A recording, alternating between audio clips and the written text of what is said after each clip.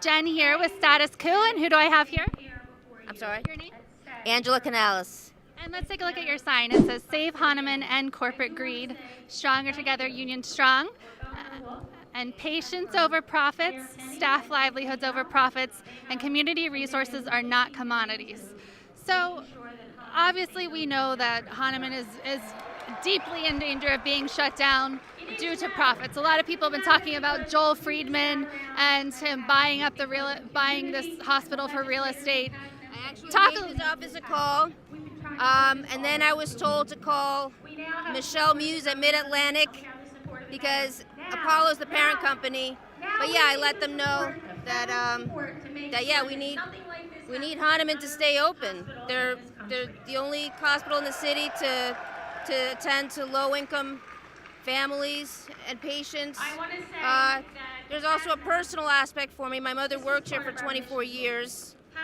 She was the residency coordinator of the neurology department, and this used to be a fantastic place.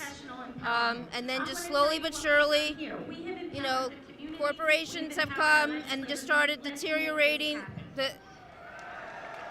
Things started to deteriorate, and the thing that enrages me is that it was intentional. They say it was a mistake.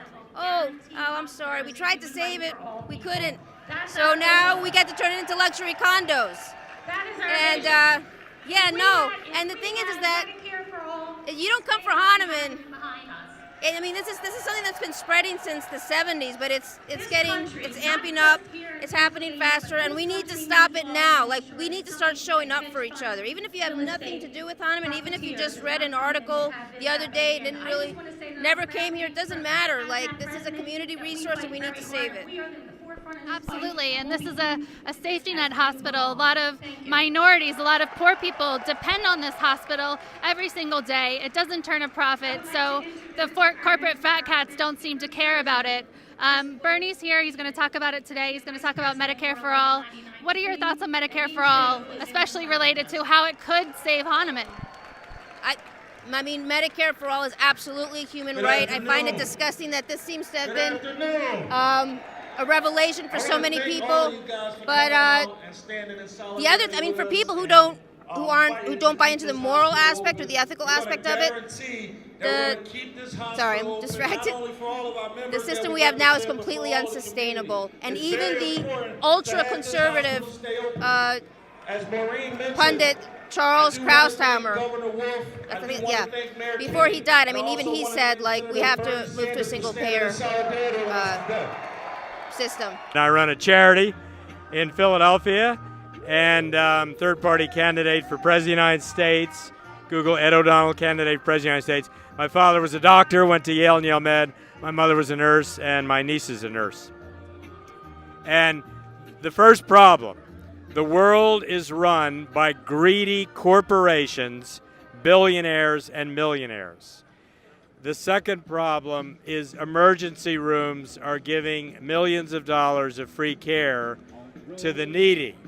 So there has to be a program by which hospitals are reimbursed for all this free care for the needy.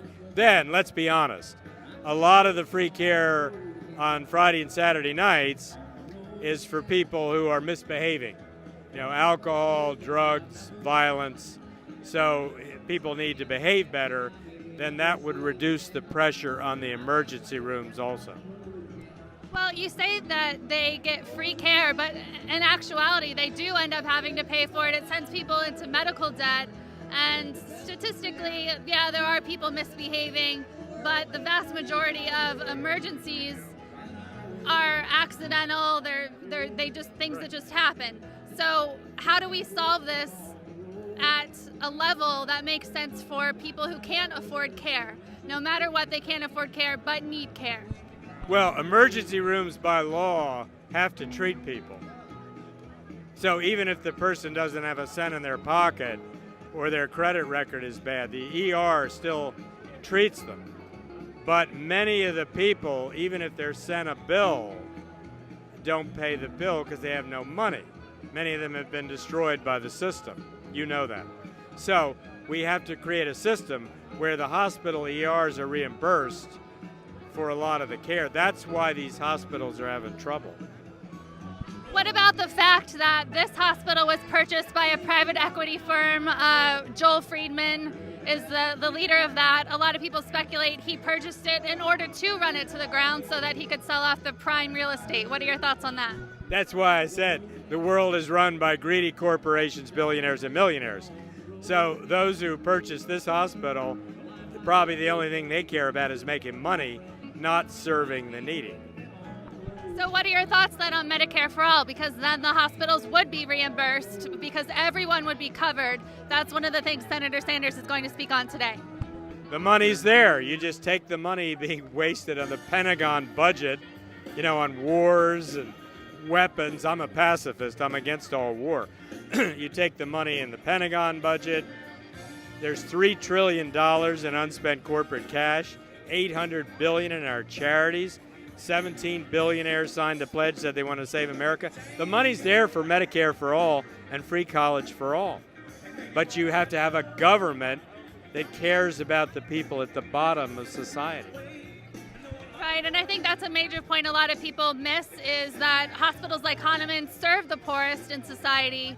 The greed really is at the top. The problems really are at the top. Do you agree with that?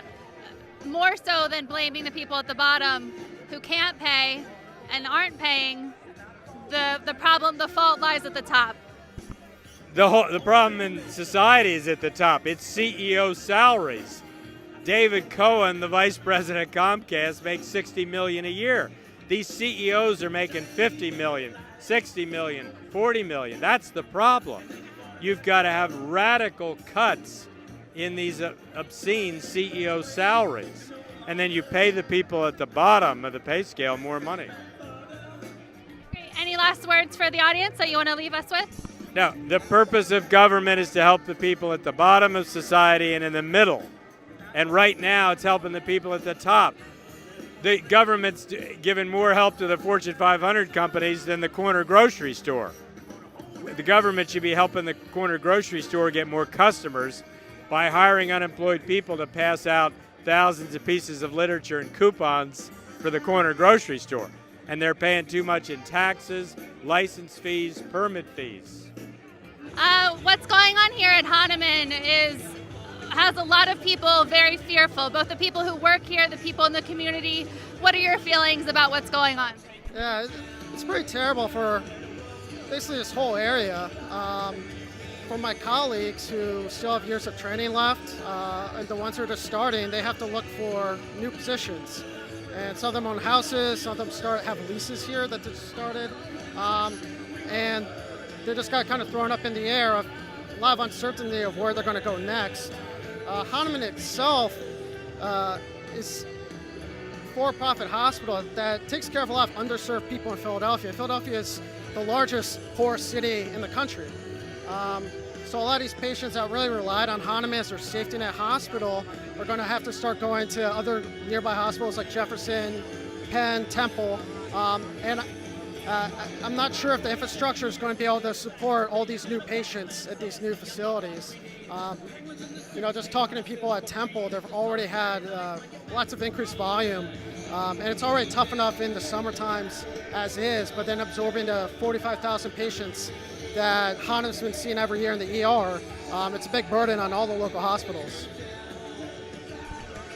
There's been a lot of talk about Jesse Friedman of the private equity firm that bought Hahnemann last year, and the fact that it possibly was bought for the purpose of real estate. What are your thoughts on this is prime area? What do you think about this? That's been kind of general consensus, I think, for the past year or so. They got Hahnemann and St. Chris as a package deal. No one wanted to buy them. Tenant was trying to sell them for years. The previous owner, no one wanted to buy them. So Friedman comes in with a bunch of investor money, buys them at a steep discount. Obviously wants to keep St. Chris running because it makes money.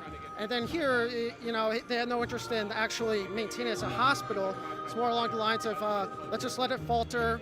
When it fails, we can declare bankruptcy, sell off all the equipment, and then we have the real estate. So, everyone says they're going to become condos. I don't know. There's brand new condo buildings all along Vine Street there, and I don't think they have 100% occupancy. So, I mean, it's obviously a prime piece of real estate that they're going to use to basically pay off their investors and just kind of leave the area with an empty lot. And Bernie Sanders is here talking about saving Hahnemann, but part of that, in his opinion, is a Medicare for all. What do you think about that and how it could save hospitals that are struggling? So, as an ER physician, we have to treat every single person who comes into the hospital, whether or not they can pay or can't pay. And in my daily practice, I take in no account people's insurance status, because as an ER doctor, it doesn't matter to me. If you have a gunshot wound, I don't care if you have Aetna, I don't care if you're uninsured of Medicaid. In terms of Medicare for all, I think, you need that, but at the same time, if that's going to happen, you have this whole other issue of for-profit hospitals. So Temple and Jefferson and UPenn are not for-profit hospitals. They get state money. Hahnemann has been a for-profit hospital, and you can have a for-profit hospital and still expect a for-profit hospital to be able to accept all patients. If you get rid of the for-profit aspect and you have extended coverage to everyone, you allow hospitals in more impoverished areas like this to sustain themselves. Out front tonight, chaos at the White House. President Trump's deputy chief of staff, his communications director, is just because of their connection to President Trump. And I know you've been saying... We learned recently that Donald Trump threatened to sue his former schools if... Tired of hearing about Trump 24/7? Become a member at statuscoup.com for only $10 a month. Click the notification. With your help, we can start the media revolution. And before Bernie went on stage, I spoke with his supporters online here, and you really get that feeling from